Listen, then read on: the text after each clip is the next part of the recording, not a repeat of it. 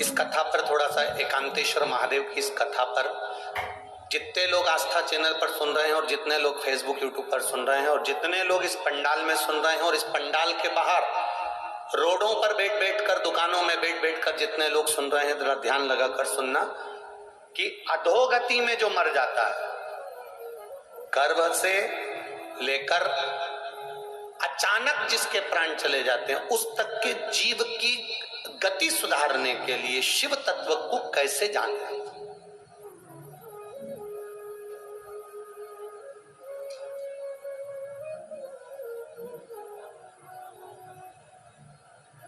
मेना, धन्य और कला,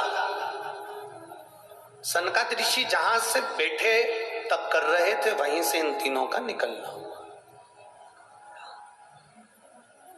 अब इनके जो वस्त्र थे वो बड़े, उसमें माणिक मोती रतन सब लगे हुए।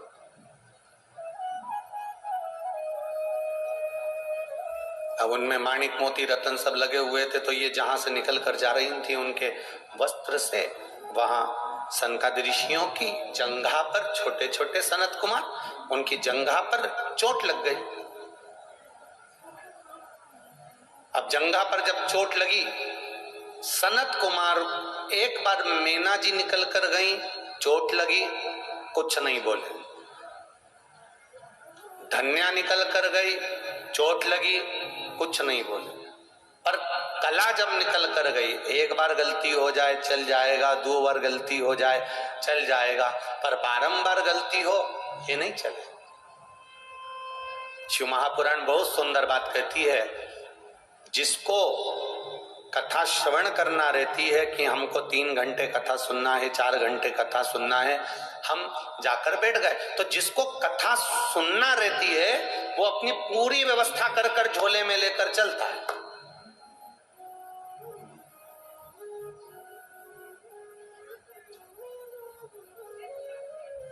और कई कई ऐसे रहते हैं कि साहब थोड़ी देर सुनी, अब देख लिया कि अब मालूम पड़ा 2 बजे कथा चालू हुई है, सब जनता उठेगी, 4 बजे सब चले जाएंगे तो ट्रैफिक जाम ना हो जाए, उस चक्कर में वो मालूम पड़े 3 साढ़े 3 बजे से ही धीरे से उठूं उठूं उठूं उठूं, और मालूम पड़े जितनों का मन कथा में लगा हुआ था उन सबको पांव से कूचते, कपड़ों से कूचते, हाथ पैर लगाते, दमोचते, कंधे पर हाथ, पांव पर हाथ रखते रखाते, जैसे तैसे निकल कर बाहर। शिव महापुराण एक बहुत सुंदर बात कहती है, तुमको जल्दी जाना है तो सबसे आखिरी में बैठो, सबसे पीछे बैठो, आखिरी में जाकर बैठो, वहीं की वहीं उठे, वहीं की वहीं चल।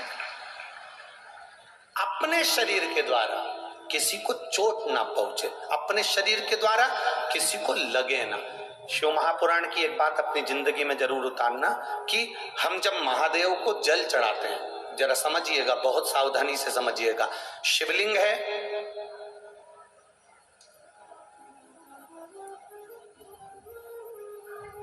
शिवलिंग पर हम जब जल चढ़ाते हैं, जब हम भगवान शंकर के शिवलिंग को जल चढ़ा रहे हैं, उस समय पर आपका स्मरण होना चाहिए, उस समय आपका ध्यान होना चाहिए। शिवलिंग पर जल चढ़ाते समय तुम्हारे हाथ में जो लोटा है, तुम्हारे हाथ में जो कलश है, तुम्हारे हाथ में जो पात्र है, वो भगवान को टच नहीं होना चाहिए, भगवान को लगना नहीं चाहिए। थोड़ा ऊपर से, अगर शिवलिंग मान लो, शिवलिंग अगर यहाँ है तो इससे इतनी ऊंचाई से थोड़ा सा ऊपर से आप जल समर्पित करें। यहां तक शिव महापुराण की कथा कहती है, जो जल हम शंकर भगवान को चढ़ा रहे हैं उसकी धार धीमी होना चाहिए। धीमी क्यों होना चाहिए? अपने मन की कामना करते हुए जब हम मुख से भी कुछ ना बोले हों, हम भगवान से कुछ कह ही नहीं पाए हों, तो हमारे घर से जो हम जल लेकर आए हैं, हमारे घर की दशा, जैसे सुदामा जी चावल लेकर गए थे और भगवान कृष्ण ने चावल की पोटली को खोला था, चावल मुख में रख लिया था, चावल केवल पोटली खोले थे और भगवान कृष्ण समझ गए थे कि सुदामा के घर की दशा क्या है। उसी तरह जब हम शिव जी को जल चढ़ाते हैं तो महादेव हमारे घर की दशा समझ जाते हैं कि हमारी दशा क्या, हमारी दशा क्या, ये महादेव समझ जाते।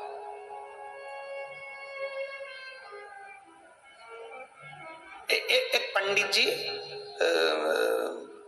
मंदिर में पूजन कर रहे, बड़े विद्वान, प्रखंड विद्वान पंडित जी पूजन कर रहे, और छोटा सा बच्चा, जरा सा स्कूल जाने वाला, वो रोज लोटा लेके जाता और पंडित जी खूब सारे मंत्र बोलते, खूब वैदिक मंत्रों का उच्चारण करते। अब वो छोटा सा बच्चा, उसको कोई मंत्र ही नहीं आता, तो वो चालू हो जाता है ABCDEFGHLMNOPQRSTUVWXY।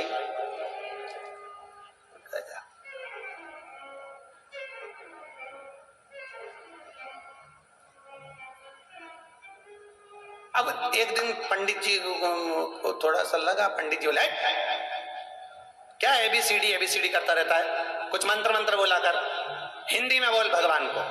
उसने दूसरे दिन आ गया, आ से अनार का, बा से बकरी का, खा से कमल का, गा से गमला, घा से घड़ी, सा से सरोता, डा से डमरू, बस। और पूरा अंगा पंगा सब बोल बुला के, अब पंडित जी बोले मंत्र बोलो मंत्र। बच्चा छोटा था पर शिव पुराण पूरी सुना था, तो उसने भी कह दिया गुरुजी ये आ से अंगा तक के बीच में सारे मंत्र फंसे, भगवान समझ जाएंगे, भगवान समझ जाएंगे कि क्या बोला है, उनको समझ पड़ती। पंडित जी विद्वत्ता में लगे, मंत्र पढ़ रहे हैं, आपको मंत्र नहीं आते, आप दिल से केवल शिवजी पर जो जल चढ़ा रहे हो ना, उसकी धार थोड़ी धीमी कर दो, जिससे पानी का छींटा बाहर ना आए, पानी वहीं की वहीं गिरेगा, आसपास घूमेगा। पार्वती जी शिव जी से उस जल के माध्यम से कहेंगी इसके यहाँ कष्ट बहुत है, आप जब ये जल हाथ में झेल कर लेकर जाएगा, अपने घर में छीटेगा, तो आपको मुझे रिद्धि सिद्धि के साथ जाकर इसका कल्याण करना है। ये शिव तत्व है।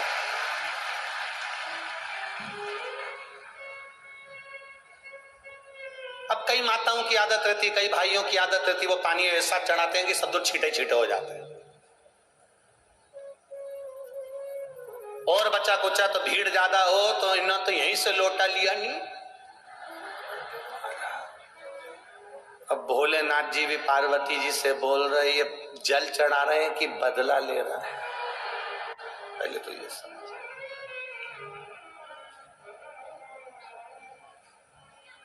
ये जल चढ़ा है कि बदला ले, पहले वो तो यहाँ पर भगवान की कृपा है। वैसे तो हम पाँव पड़वाते नहीं है किसी भी नारी से, पुरुष कोई भी हो, बच्चा हो बूढ़ा हो, किसी से पाँव नहीं छुआते। और यहाँ कई जगह तो वो मानते ही नहीं लोग, और बिल्कुल पाँव पे पड़ी जाए तो पाँव पे कहीं पड़े वो चिमटा खोड़ी जाए। अब फिर यहाँ से कथा में से जाऊँ कमरा में जाकर वो थोड़ा बोरोप्लस कुछ लगा तो पाँव के ऊपर, भैया इतना नखून लगा दिया। वो तो यहाँ भगवान की कृपा है, प्रशासन बहुत अच्छे से संभाल रहा है, पुलिस प्रशासन बहुत अच्छे से, और सारी प्रशासन बहुत अच्छे से संभाली हुई है। तो यहाँ तो भगवान की बड़ी कृपा है साहब, बड़ी बहुत करुणा है, बहुत करुणा। तो कई बार हम भगवान को रिझाना चाहते हैं, हम चाहते हैं भगवान हमसे रीझे, पर कई बार अपनी गलती से भगवान रीझता ही नहीं है। अब तुम दे पानी का लोटा इतने ऊपर से चढ़ा रही, पूरा छींटा अपने ऊपर लग रहा, वो पानी जो देवाधिदेव महादेव को चढ़ाया है, थोड़ा सा हाथ नीचे कर कर, लोटा कलश शिवलिंग को ना छुए, टच भी ना हो, नख ना लगे, अपने हाथ की चूड़ियां भी भगवान को घिसने में ना आए, अपनी कोई सामग्री से भगवान को चोट ना पहुंचे। धीरे धीरे जल चढ़ाकर जब वो जल घूमता है, हम मंत्र बोले ना बोले, हम कुछ कहें ना कहें, अपनी जल की धार अपने आप मंत्र बोलती है और महादेव को प्रसन्न कर देती है। अपने जल की धार अब कहें ना, A for apple, B for ball, A B C D E F G H I J, भगवान से कह दिया तुम समझ लेना, हमें मंत्र नहीं आता। हमें जो आता था हमने कह दिया। आपको मंत्र नहीं आते कोई बात नहीं, आपको साधना नहीं आती कोई बात नहीं, आपको तप नहीं आता कोई बात नहीं, आप घंटों तक आंख बंद करके नहीं बैठ सकते। कई लोग ऐसे भी होते हैं जो तुमसे कहेंगे आंख बंद करो, बैठ जाओ, देखो कुछ दिखा, क्या दिखा? रायपुर दिखा।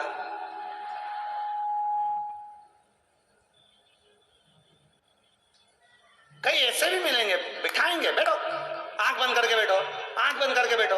कई लोग मंदिर में भी जाते हैं, भगवान के मंदिर में जैसे पहुंचे, राम जी के मंदिर में, कृष्ण जी के मंदिर में, देवी जी के मंदिर में, है डोंगरगढ़ पहुंच गए, माता के मंदिर में पहुंच गए, और जाते से ही इन्होंने जैसे सामने देवी जी आई, इतने में तो पीछे वाले ने धक्का मार के बाहर निकाल दिया।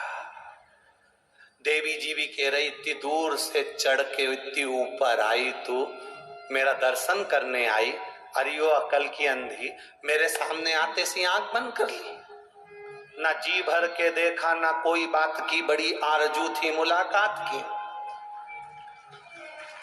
बड़ी आरजू थी मुलाकात की। पैदल चल के जा रही हूँ, भिलाई से जा रही हूँ, डोंगरगढ़ जा रही हूँ, यहाँ जा रही हूँ, वहां जा रही हूँ, हम तो अब 15 किलोमीटर दूर, 50 किलोमीटर दूर पैदल चलकर भगवान के दर्शन करने गए, और भगवान के मंदिर में जैसे ही पहुंचे तो आंख बंद कर ली। भगवान के आंख खोल के दर्शन कर, इतनी दूर से आइए, 2 मिनट नैन तो मिला ले, बस नैन मिल गया उतने में तो कल्याण कर दूंगा। नैन तो मिला, अब वो मिला ही नहीं, नैन तो क्या करेगा।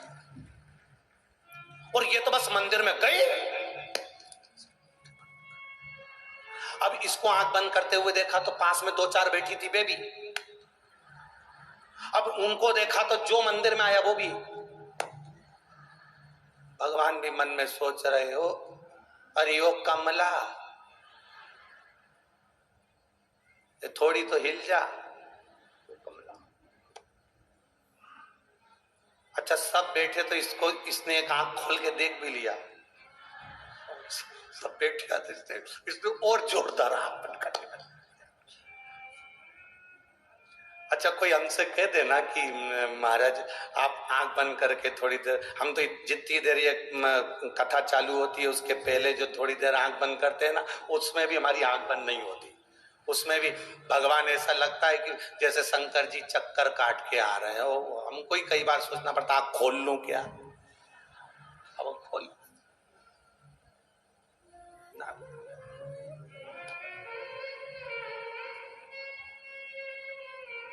वो कहते ना, तुझे ना देखूं तो चैन,